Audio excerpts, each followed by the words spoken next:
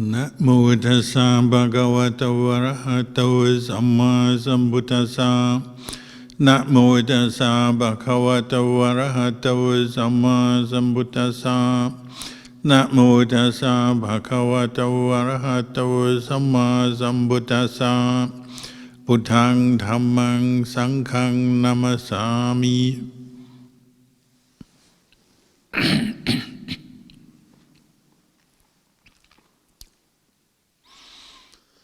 Blessings to you all.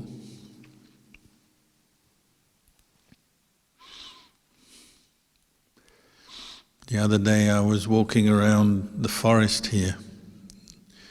We live on a mountain covered in trees, big trees, gum trees, eucalyptus trees, quite a dense forest. And as I was walking through the forest I found a silver balloon, what you might call a party balloon.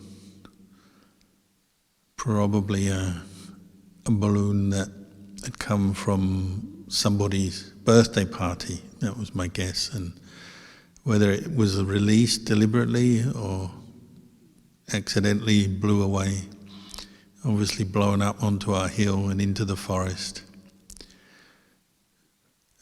Because it was silver, it was easily spotted and it was clearly kind of out of place.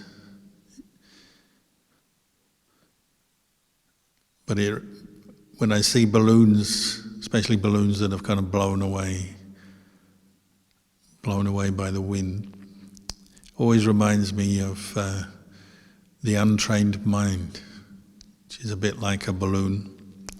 I don't think that's a simile the Buddha would have used. I'm not sure whether they had balloons in his day, but I think the picture is clear, is that our mind is often like a balloon that's blown away from its string, its tether, wherever it was tied up, and it's just gone with the wind to fall wherever it falls, maybe lost forever or stuck in a tree or somewhere. But the balloon represents the mind, doesn't it? The untrained mind is like that. Every moment through the day that we're not fully aware, paying attention or concentrated, our mind just wanders away on a stream of thought, following a mood, daydreaming, imagination.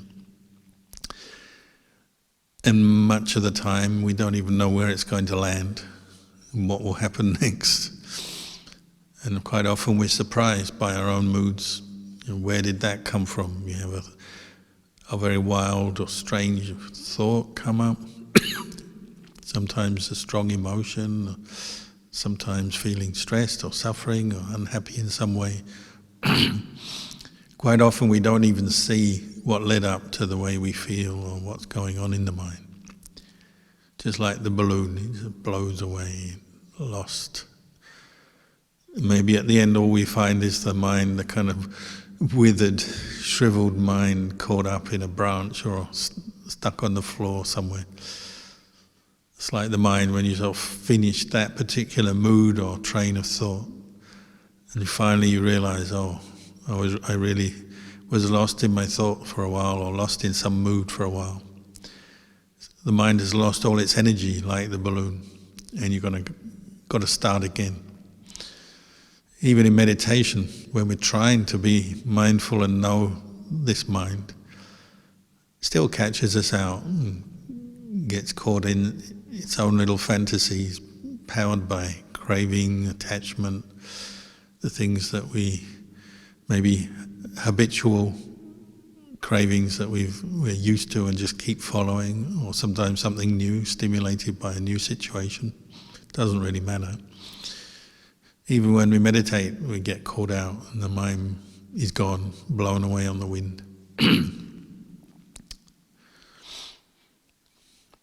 In Buddhism, one way we talk about that is say the mind has been caught in Mara's snare, or Mara's trap. Mara is the bad guy, quite often seen as sort of as a person, and the Buddha did talk about Mara as a deity, actually a deity meaning someone with, you might say, some bharami, some good qualities as well, but also some wrong view. Still stuck in what we call the sensual world, attachment to the sensual world, the Kamaloka. Seeing that the sensual world, basically the pleasures and the infinite variety of different objects we can experience with our senses, seeing that as the highest happiness, as the best. Mara as a person is always invested in stopping anyone from gaining freedom or release from the world of the senses, stopping meditators from becoming one-pointed, peaceful, stopping meditators from becoming enlightened. Because that would prove Mara wrong, and Mara wants to be king, in charge of their universe, their world. Don't like to be proven wrong. So it's kind of the tempter figure, tempting us with the next thought, the next feeling, the next interesting idea, or even horrible idea, but something that the mind will grab onto. But it's not really necessarily a person. It's not like there's some person waiting to get you or trick you or tempt you. It could be that, but more likely it's just your own craving, what we call kilesa, mental defilements, tricking you. They're always tricking us, and that's what feeds this experience of you try to be one-pointed on the breath, say, and know the breath, and straight away your mind has gone somewhere else. Another mind, not the mind knowing the breath, another mind has arisen, and you don't catch it in time. You're lost in it. Could be something pleasant, interesting, could be something unpleasant. In effect, the result is much the same, is that you're no longer mindful in the present moment, directing your mind to know the breath. Now you're with something else and you're only half aware or not aware at all half the time.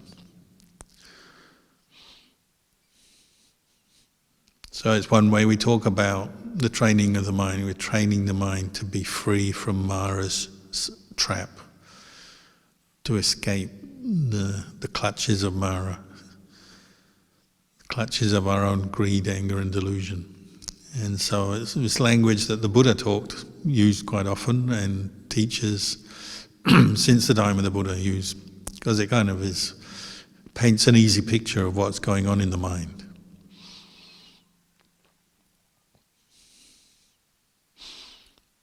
One of the events that led up to one of the teachings about Mara, if I remember, it's the story of a monk who ordained because his uncle was a monk. His uncle was a monk and became an upajjhaya, preceptor, could ordain others.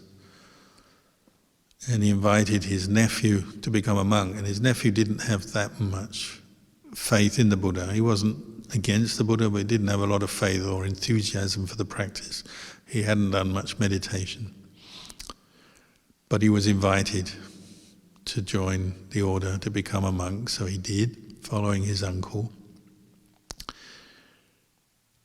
But staying with his uncle, his upajjhaya, he wasn't very peaceful. He was restless because his mind was untrained. It kept jumping on the bandwagon, jumping on the train of thoughts, different desires, restless, agitated, not content. So eventually he thought, staying here with my uncle in this monastery is not going to work. I've got to go somewhere else. And often craving is like that, isn't it? It makes us move, physically move, whether it's just a small movement, you're sitting and you want to start moving around, fidgeting, or more than that, you want to move, go and do something else in your day, or literally move house or move places, move jobs, move person, you're with one person, get bored with them, you want to move on to another person. Craving leads to movement. So for this monk, it led him to want to leave the monastery, and his uncle said, okay, you can go off to this other place. So he wandered through the forest to another monastery and started practicing there. Again, he wasn't very peaceful, but one day somebody came along and brought him some good quality robe cloth, which in India in those days was a big deal. Didn't happen very often for a monk. But actually he had a good robe already. He was wearing a good quality robe. He didn't need to change it. So they offered him this robe cloth to make a new robe. And he decided to take it back to his uncle. So he had many good qualities in his mind. It wasn't like he was a bad monk or anything like that. He just wasn't particularly peaceful, but he had a sense of gratitude to his uncle, the preceptor, the upajjhaya. So he wandered back to his uncle's monastery with the cloth and offered it to his uncle out of gratitude for ordaining him as a monk, giving him this life as a monk. And then his uncle also had a good quality robe, and monks tend to be like this, like if you've already got something and they offer you the same thing, you don't really want it because you've already got the thing, the item, whatever's offered, a bowl or a robe or whatever. So his uncle said, it's okay, I've got a good robe, you keep it. You keep the robe. But because this monk didn't meditate and didn't have very good control of his mind, he was prey to his moods, his cravings quite easily fall into different moods. So he became a bit annoyed, like, my uncle, I offer him a robe and he didn't want it, and so he started to take it personally, like when you want to make friends with someone or do something good and they don't cooperate, you take it personally and start feeling bad, annoyed. But again, he had some good qualities, so he thought, I'm feeling annoyed with my uncle. Rather than arguing with him or taking it out on him, I'll do him a service, teach myself to let go of my own anger or dissatisfaction in that moment. So he asked to be the attendant monk for his uncle. Senior monks often have an attendant monk, junior monk. So he took up the attendant monk's duties, and so he came along and he massaged the feet of the uncle. Something we do, we massage the feet, the legs, help the blood circulation for an old monk. And then he started to fan him.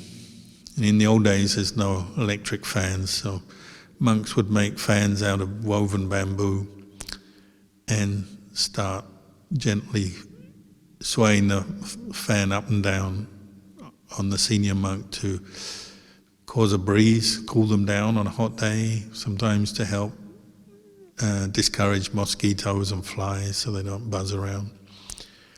So he was doing that, and it's quite a repetitive action. It's sort of meditative, but it can also be kind of lull you into a bit of an unmindful state where you're just doing the same thing, not asleep, but just daydreaming.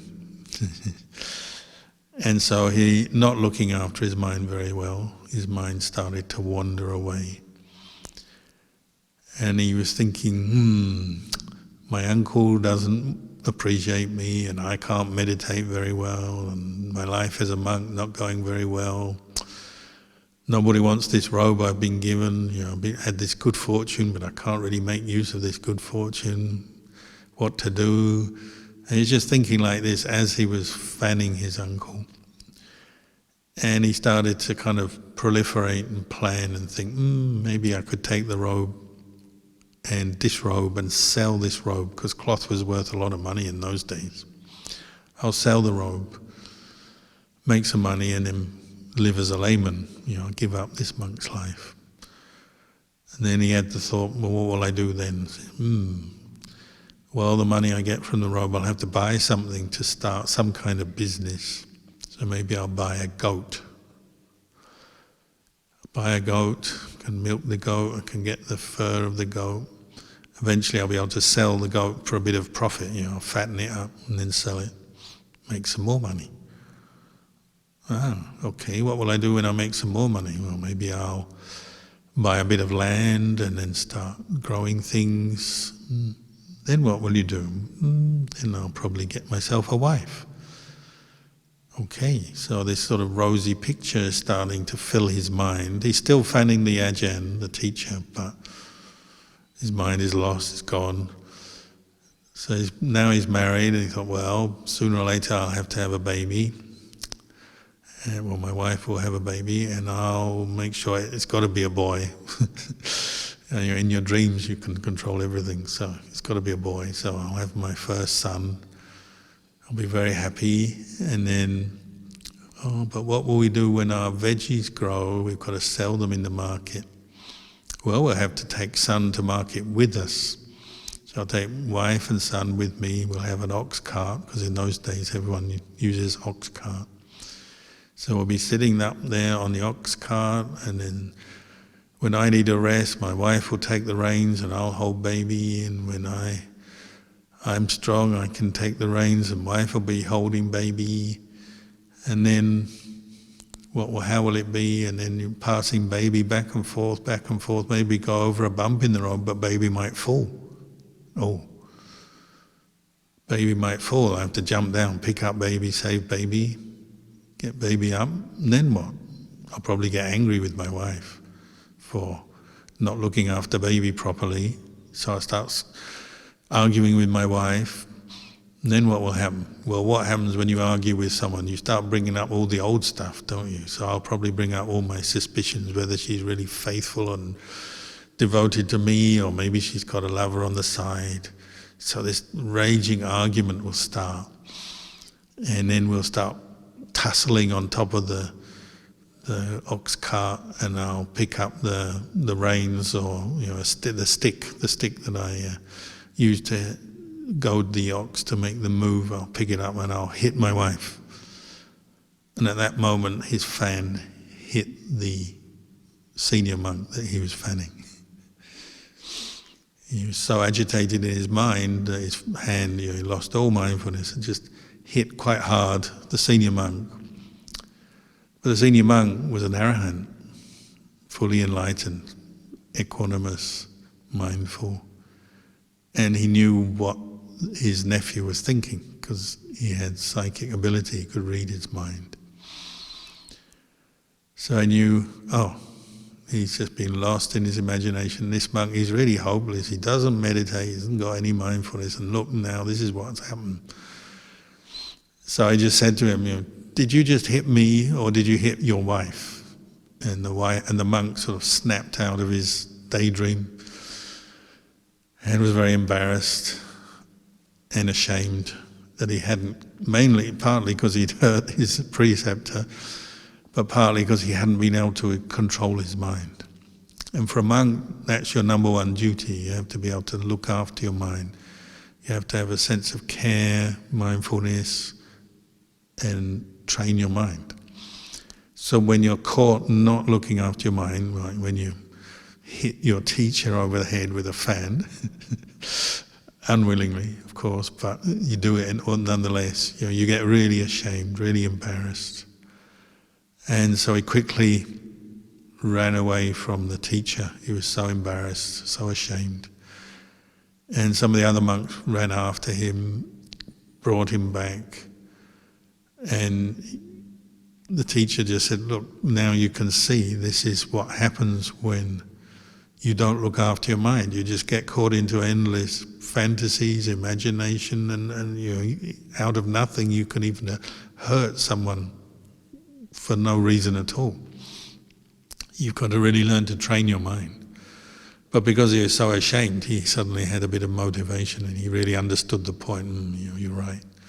So off he went to meditate, and the preceptor told him, you've got to see your thoughts as impermanent. They arise, they cease, but they don't last, and you don't need to grab hold of them so tightly and get lost in them, because they're impermanent. They're really nothing much at all. You have to get to the point where you can really see that, then you'll be able to look after your mind, and Mara won't be able to get you.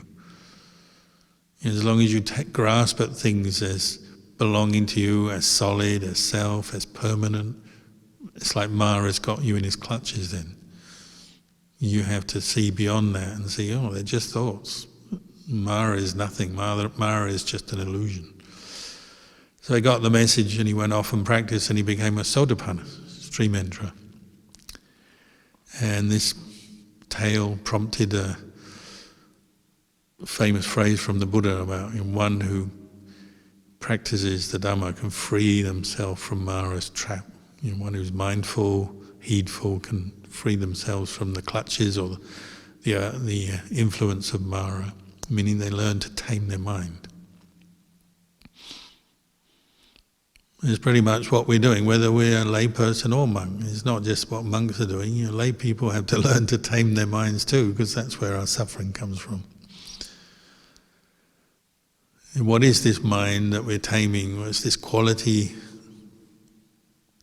the knowing, consciousness, the ability to know things, as opposed to the physical body, which is more like the shell that the mind is in. Or sometimes we say the body is like the cave, and the mind is the person in the cave. There's a difference, and a cave is just rock, doesn't know anything. The body is just 4 elements: solid, liquid, warmth, air. 4 elements are not a person or a being, they're just elements. They don't know anything, they're not conscious. But you add a mind to it, and it becomes a conscious human being. But an untrained mind goes all over the place. Like the balloon, it flows around, floats around. So we have to learn to train it, bring it under control, using mindfulness, using the path, the development of the path, what we call sila, morality, samadhi, one-pointedness, made up of moments of mindfulness, and panya, insight. And that's ultimately what we train the mind with, to catch Mara's tricks and traps and delusions and see them for what they are, see through them. So the Buddha's teaching on impermanence is a very good, it's not the only insight to develop, but it's a very good one, because it's so clear that anything you turn your mind to look at, a thought, feeling, memory, or the body itself, is constantly changing. It's not permanent. That's wisdom, that's insight, and that can free you from delusion. So next time you're caught into a new train of thought, a new fantasy, story, good or bad, it's impermanent, isn't it? How many fantasies and imagination and stuff, memories and images and ideas have we been through since we're born to this day? So many, far more than we can remember. And it's not that they're all bad or wrong. Obviously we can use thought to understand things, use knowledge to do all kinds of skillful, useful things in life. It's not bad, it's just the danger is when we're not aware, we just get lost in it all. And it can turn from being a friend to being an enemy. Knowledge can be useful, but it can also, like a knife, it can be, there's 2 sides to the knife, and it can be a useful tool, or it can be something that really hurts you or hurts someone else. When the mind is untamed, there's a lot of danger, there's a lot of damage can be done. That's what we have to see, and then see the value of training it. Just like the monk who, meditating, or not meditating, but just fanning his teacher. His mind just wanders to the point where he doesn't know what he's thinking, what he's doing, and he even hurts his teacher. And we do that with the people next to us, don't we? The people we hurt most in life, usually, not always, but usually, are the ones that are the closest to us. Parents, husband and wife, children, brother, sister, friends. Because we're close to each other, there's a danger there, because we're so habituated, we're so used to each other, we're constantly bouncing our moods off each other, and if we're like the monk, you're lost in the next little story or fantasy that the mind throws up. Before you know it, you get angry with the person next to you, at work, at home, wherever you are in life, it's often the people right closest to us that we get upset with, angry with, jealous of, unhappy with in one way or another, and then suddenly we've got an issue, we've got a problem on our hand. At the very least, we've got our own sort of negativity bubbling under the surface, and if we don't have much restraint or awareness around our speech, our actions, well, it will come out, won't it? If you keep thinking something, sooner or later it comes out in your behavior, what you say, what you do. Sometimes in just little moments, micro moments, sometimes in big, devastating moments.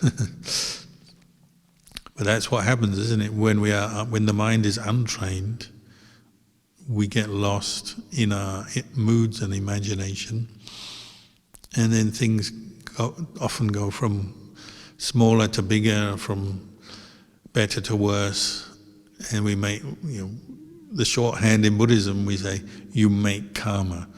Of course, you can make good karma as well, and that also starts as a thought and often even imagination. So that's one way to begin practicing, or to tame your imagination, is to train it to imagine in a good way.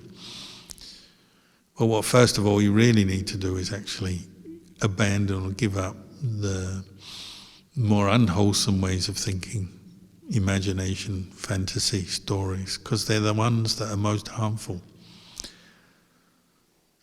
One way to give up the unwholesome is to cultivate the wholesome. You just redirect the mind, develop the opposite. And the quality that will help you most of all to do that is mindfulness. Mindfulness, clarity, clear comprehension. Because when you're clear of what you're thinking, then you've got a chance to know, this way of thinking is just leading to harm, agitation, discontent. Or this way of thinking, another way, is leading to benefit, leading to something good. Mindfulness will give you that first opportunity to see that, learn that difference between good and evil, good and bad, or wholesome and unwholesome. We say skillful, unskillful. If you're not paying attention, you can't really know, and that's why we end up angry or hitting the person next to us without even realizing how we got there. What's the opposite of mindfulness? The opposite of mindfulness, sati, is delusion. A lack of mindfulness, confusion, delusion. And it's through confusion, delusion, that things go wrong, don't they? Whether it's just us not feeling very good in ourselves, or sometimes problems with other people or the world around us. We make mistakes, we get into arguments, we have all kinds of problems because we're not paying attention closely enough. We don't see what's happening. We don't see how we're causing ourselves and others suffering.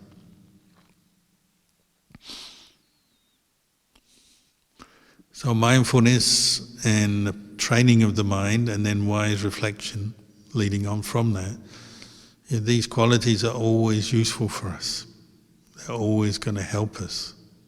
So we need to develop them often, a lot. Sometimes it's because we make mistakes or things go wrong that motivates us to see the real value of it. How many times we've meditated or just been going through life and realised we made a big mistake or things have really got out of hand. Only then, when we sort of push to a point, then we see the need to rein the mind in, train it better, look after it better, and we may make some changes. Often if things are not that bad, if we can kind of get by, we're not that fussed, if we're honest. Often we don't mind if the mind is endlessly caught into fantasies and restless agitation, wandering here, wandering there, as long as there's no real problem and we've got a basic level of comfort in life. Often we allow the mind to do that. We don't try very hard, which is a shame, because often human beings, that we're quite good at developing comfort and a reasonable level of convenience. So it's quite possible to let your mind just kind of drift through life, not really training it, but no extreme suffering, until of course the extreme suffering turns up. And usually it turns up out of the blue, isn't it? We're not ready for it because we weren't training.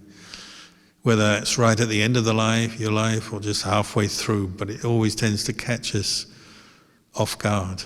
That's the whole point. Suddenly you're suffering, and now you see the need to train your mind and practice.